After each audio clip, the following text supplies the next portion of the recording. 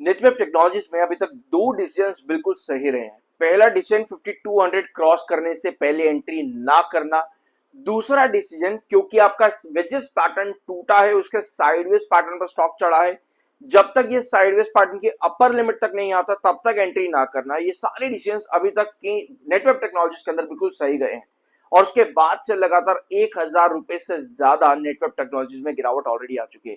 अब इतना सब कुछ होने के बाद में एआई इंफ्रास्ट्रक्चर बिल्डअप करने के बावजूद भी जो एक्सपेंडिचर है उसका कंसर्न यहां पर ज्यादा बताया जा रहा है, रादर देन कि कंपनी का बिजनेस या फिर कंपनी का मैन्युफैक्चरिंग या इंफ्रास्ट्रक्चर कितना डेवलप कर पा रहा है, इनबिल्ट इंफ्रास्ट्रक्चर। ये सभी चीजें हम लोगों ने पिछले वीडियोस में डिस्कस कर रखी हैं नेटवेब टेक्नोलॉजी से रिलेटेड। आज के इस वीडियो में हम लोग समझेंगे कि एआई टेक्नोलॉजी का सेल ऑफ या फिर एआई रिलेटेड स्टॉक्स में जो सेलिंग आपको देखने को मिल रही है, डिस्पाइट इसके कि एआई लगातार बिल्डअप कर रहा है, इसके बावजूद भी सेल ऑफ है। इनफैक्ट 7 जुलाई को भी एआई स्टॉक्स में आपको 10% तक की गिरावट देखने को मिली थी और सेल ऑफ काफी ज्यादा, ग्लोबल सेल ऑफ काफी ज्यादा है। European markets, American markets, Asian indices सभी जगह पर आपको दिख रही है ये चीज। अब ये जो सेलिंग है ये कॉन्टिन्यूस नहीं है। एक बार यहां पर ध्यान से देखना स्क्रीन पर, रिसर्च एंड डेवलपमेंट और साथ में मैन्युफैक्चरिंग कैपेबिलिटीज पर एक्सपेंशन नेटवेब टेक्नोलॉजीज भी कर रहा है। सब चीजें बहुत अच्छी जा रही है। नेटवेब टेक्नोलॉजीज फंड रेज भी कर रहा है ताकि कंपनी का डेट इशुएंस और पोटेंशियल इक्विटी सही रहे।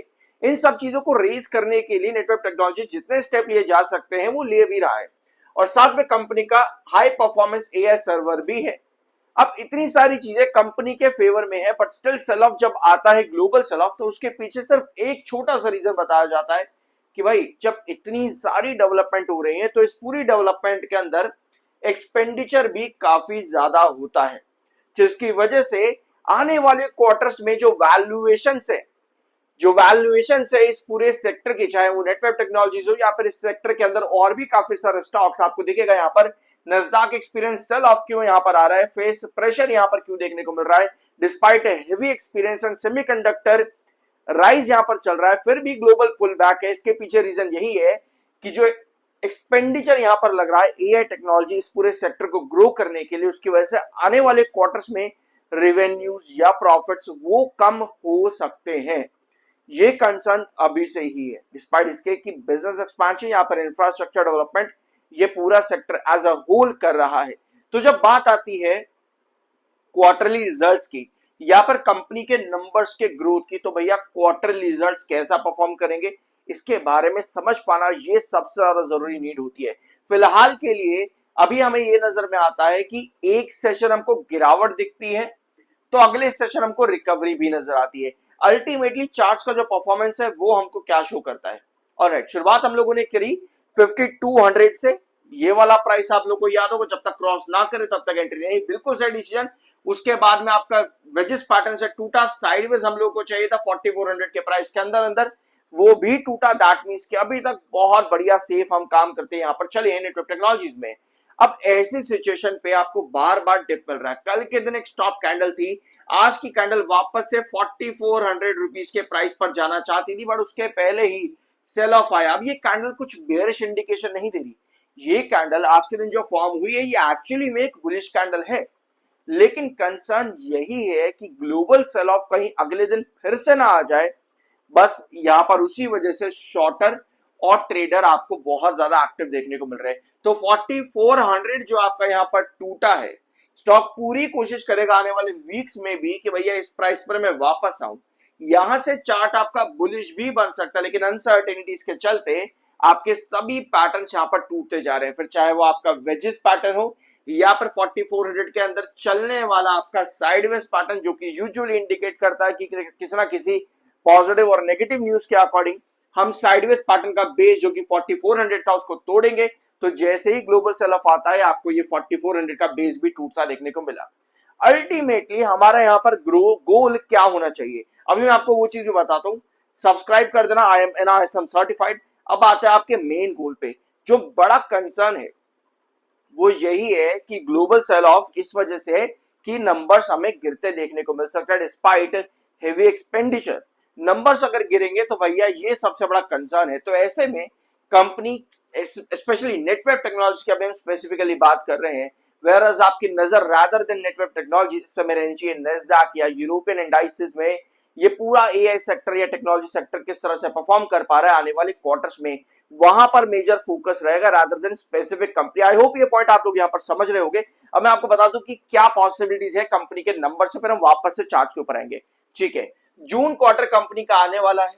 ऑलराइट, हमें क्या नजर आता है कि जून क्वार्टर में कंपनी वीक नंबर देती है इन कंपैरिजन विद मार्च। ये चीज हम लोगों ने पिछले वीडियो के अंदर डिस्कस करी थी कि June revenue in comparison with March week आता है। लेकिन अब आप कहोगे भाई number year on year basis पर कैलकुलेट करे जाते हैं। डेफिनेटली हमें ईयर ऑन ईयर बेसिस पर ही देखना है कि कंपनी क्या ग्रोथ दे सकती है। मार्च क्वार्टर के अंदर कंपनी का ग्रोथ था 87% का। Year on year basis company ने 87% का ग्रोथ दिया। ये नंबर जो है 774 करोड़ का 805 करोड़ के कंपैरिजन में भले ही कम दिख रहा है, लेकिन इसके बावजूद भी शेयर ने इस टाइम के अंदर रैली दी और ग्रोथ परसेंटेज जो कि कंपनी का 87% था, उसके बावजूद भी स्टॉक ने आपको एक रैली दी। अल्टीमेटली अब हमको यहां पर ये चीज नहीं चाहिए। यही कंसर्न यहां पर बताया गया मार्केट एक्सपर्ट्स और ब्रोकरेज हाउस की तरफ से, जिसकी वजह से क्वार्टर रिजल्ट्स आने के बाद में आपको एक स्टैंड ऑफ देखने को मिला। उसके बाद में अब आपके पास वापस सेलिंग आ रही है। दैट मींस कि अल्टीमेटली जो हमारा गोल होना चाहिए वो इस ग्रोथ को बढ़ाने का होना चाहिए। स्पेसिफिकली अगर हम बात करें नेटवर्क टेक्नोलॉजीज की, इसका मतलब ये है कि ईयर ऑन ईयर बेसिस पर कंपनी का रेवेन्यू 301 करोड़ से उठ करके 87% ऑफ 301 करोड़ होना चाहिए। जब 87% आप 301 का निकालोगे, जो भी नंबर आता है उसको 301 में ऐड करना, इतना रेवेन्यू कंपनी को अल्टीमेटली चाहिए। ऑलराइट, अगर हम 100% निकाले तो 100% ऑफ 301 कितना होगा? 301, दैट मींस 602 करोड़ का रेवेन्यू। तो नेटवर्क टेक्नोलॉजी से भले ही सेक्टर की एक्सपेक्टेशन काफी कम है, भले ही हाई एक्सपेंडिचर को एक बड़ा कंसर्न बताया जा रहा है, स्पेसिफिकली नेटवर्क टेक्नोलॉजी को अगर हम देखते हैं तो ये कंपनी एक अच्छा ग्रोथ लेकर के आ सकती है जून क्वार्टर में। आई बिलीव कि इसके एक्सपेक्टेशन बहुत ज्यादा कम है, लेकिन ये चीज कंपनी यहां पर अचीव कर सकती है। तो ऐसे में कंपनी का ग्रोथ 100% आने की पॉसिबिलिटी बहुत ज्यादा है या उसके ऊपर। अब ये 602 जो है 774 से काफी कम है, लेकिन अल्टीमेटली जो मेजर पॉइंट है वो आपके ग्रोथ पर आता है। अब ये चीज और यहां पर समझना कि जो एक्सपेंडिचर की यहां पर बात हो रही है, इस एक्सपेंडिचर की वजह से आपका ओपीएम पर भी कंसर्न आता है, जो कि 12% पिछले 2 क्वार्टर से चल रहा है। और अगर आप उसके पहले के क्वार्टर देखोगे तो लगभग 2 से 3% कंपनी का ओपीएम भी डिप किया है। ऑलराइट, ओपीएम भी यहां पर कम हुआ है। तो ये सबसे बड़ा पॉइंट यहां पर रहेगा अपार्ट फ्रॉम जस्ट रेवेन्यू, कि कंपनी के मार्जिन्स किस तरीके से काम कर पा रहे हैं इस प्रॉफिट श्रिंकेज और रेवेन्यू श्रिंक के टाइम के अंदर। आई होप ये सभी पॉइंट्स आप यहां पर समझ रहे होंगे। एक्सपेंडिचर को घुमा फिरा करके मार्जिन्स के अंदर भी श्रिंक किया जा रहा है, ये कंसर्न यहां पर बार बार बन रहा है, जिसकी वजह से सेल ऑफ भी आ रहा है। तो rather than only network technologies पर हमारी जो नजर होनी चाहिए आने वाले क्वार्टर्स में, वो पूरे के पूरे सेक्टर एज अ होल पर रहनी चाहिए।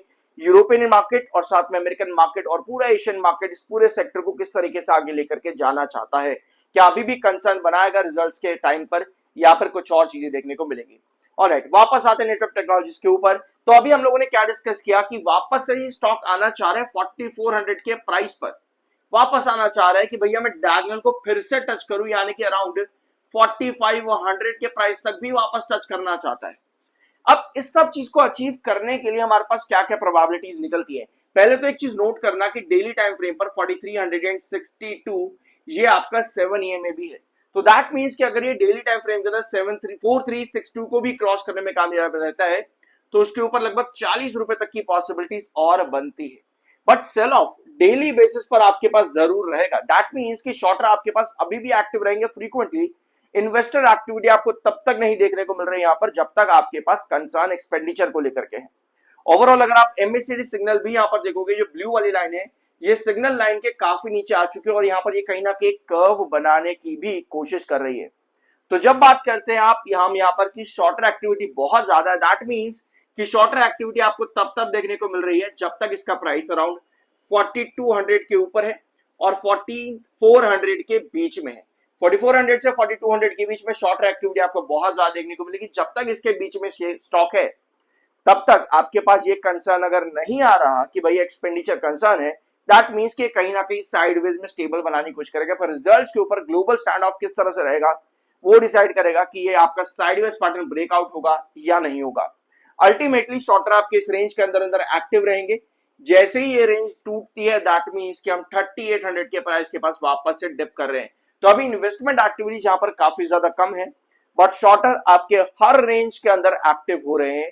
यही चीज आपका एमएसीडी सिग्नल भी बता रहा है, जो कि ऑलरेडी सिग्नल लाइन के नीचे काफी ज्यादा डिप कर चुका है, बट कहीं ना कहीं ये वापस कर्व भी क्रिएट करना चाहता है। दैट मींस प्राइस वापस 4400 पर जाना चाहते हैं। ऑलराइट, आई बिलीव कि ये वीडियो थोड़ा सा कंफ्यूजिंग रहा होगा, लेकिन एक्चुअली इस वीडियो का कंक्लूजन यही निकलेगा कि अभी हमको इंतजार करना चाहिए जब तक ये कंसर्न जो बिछाया जा रहा है ग्लोबल मार्केट्स में, जब तक ये कंसर्न नहीं हट जाता। आई बिलीव कि हमें इंतजार करना चाहिए फ्रेश एंट्रीज का as an investment purpose. Otherwise shorter की रेंज आई होप ये आपको यहाँ पर पता चल चुकी होगी। आई बिलीव कि आपको इससे बेनिफिट कुछ ना कुछ मिल सकता है। कुछ नया जानने को मिला हो सब्सक्राइब जरूर करना। I am NISM certified, here is my certificate. मिलता अगले वीडियो में।